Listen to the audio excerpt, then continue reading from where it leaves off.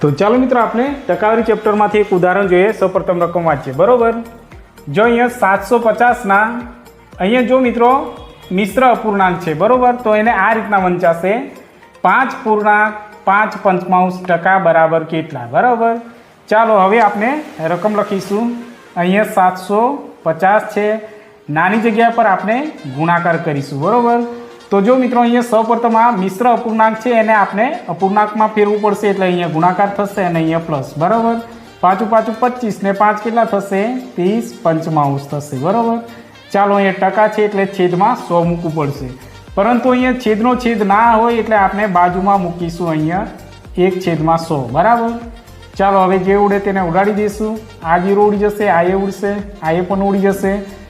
પછી અહીંયા 15 પંચા 75 થશે બરાબર। તો અહીંયા રહેશે કેટલા 15 × 3, તો અહીંયા 15 તરી 45। આ આપનો ફાઇનલ જવાબ।